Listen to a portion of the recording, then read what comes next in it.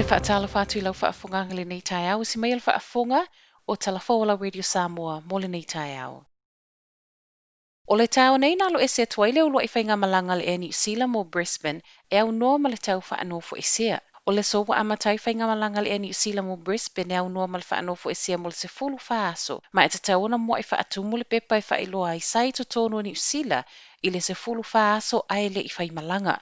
E lima whainga malanga le New Zealand I totono le vaiaso e tasi I le vau au kilani ma Brisbane. Ma o le tolo nei whainga malanga wo whaia whaapitoa e au noa mal whaanofo e sea. A o le isi lua o le a whaia pea mo I lato e te tauna whaanofo e se mo le lua vaiaso. O lo o whaawau pea whainga malanga le New Zealand I le tau whaanofo e sea isi vaengo au Sitalia I Sydney ma Melbourne.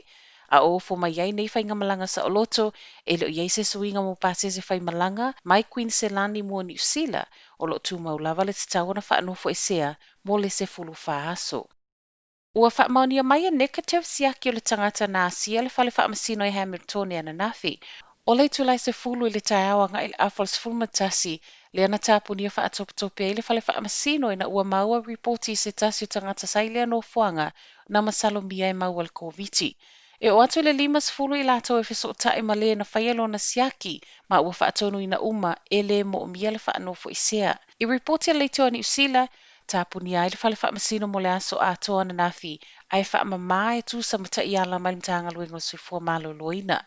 Ua whautuaina mtanga luengo whaamasino ngai lato e le o malo si le lei au wane I a sia loto a le whale whaamasino atoa ai wha o ngā le COVID Tracer app. Silia ma le toa lima se lautanga tā ngā lofa wafua ia le silia ma le lua se fulu walu afe e fesoso nei le whale ainga na ngā o ia le amtanga le vaiaso nei. O le Rockies Restaurant and Cafe Mount Albert au kilani, na ave e sea mai ele whaitau wafe o aseta e au fi ele telo le ava malosi, tu pepepa sai le masini, whaapea masini komputa.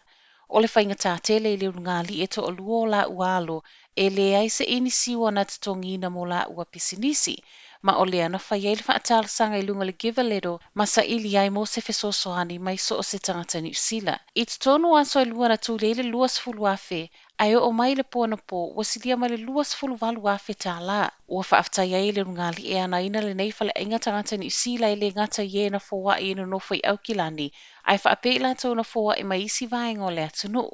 Whaamaunia mai le ofisa o leo leo, o lo wha ngā solo pea so e so inga I le nei ngaoi. To o tolu tāta mā le lemo I tutono le aso ana nafi. O le tau na nafi ele I tāina na sifurmatasi, na maliwai se tasi I le Lake Puketi I sautio au kilani. Aua uli whato a mawai fo ele tino maliwa se tamā I le Lake Arapuni Waikato. Muli muli ane ai le afiafia na nafi, maliu se tasi le 2 Mile Bay I Lake Taupo. O le na maliwa na nafi le afiafia le imanuia ngā luenga tau whaaola, ma maliwa I lava I lea no fuanga I tusama reporti a le One News. Ua tu fesili nei po fea lea ua nimo I aile li whai pisinisi longa mai saina, le li pilionea ia Jack Ma. O ma o ia lea na whaavaya mai le Alibaba o loo fe whaatau wa I aile to atele I longa online. Ma o le taimi muli muli na wa ai o le masino o ke topo o le tausanga tāluai. O le taimi tonu fo I lea na ia launga whaalawa I tele ai ma whaalia lo na lea tala tonuina o le whainga malo saina ma whale tupe. O na o le tau fiofio suinga tau te konolosi. Ele I fia ai ma le malo ma whaatonu ina lo le whaioso e suenga I tutono le kamupania ma. Ta silva aso muli muli ane. Ai sa mania lo le I pilionea malana vaenga I Beijing. Ma o le taimi muli muli fo I lea na wa ai. O mao se le I whai pisini se le tau fiofia lo na fina ngalo whaatatau le malo saina. Ma ele o le ulua I taimi lea ua whai ai ni ana saunoanga whaalawa I tele e tu o I ai le malo. Matala muli muli o nei tae au. Ua whaalia le fia o le whaaulo le whaalapo tupotonga o le soifo maloloina Lalangi World Health Organization I le te e nai saina o le ulufale o ana saientisi. O le ua mai a whiutanga I le whaalapo tupotonga o le soifo maloloina ma le whainga malo saina. E tusa maleanga I ato nei saientisi e sue pe moni o Wuhan le ana whanau mai ai le virusi. Tala I One News o lea sa matua I ai le taltonunga mawalunga o le whaaulo le WHO, Tedros Adhanom Ghebreyesus, o le ua mai atalia visa malanga whaapea isi whaangaio I ngō pepai saina e mawhai ai ona whaanga solo nei whainga malanga ai mai seo so suenga. O saientisi o whai malanga atu I saina e le ta sise atunu e malanga mai ai.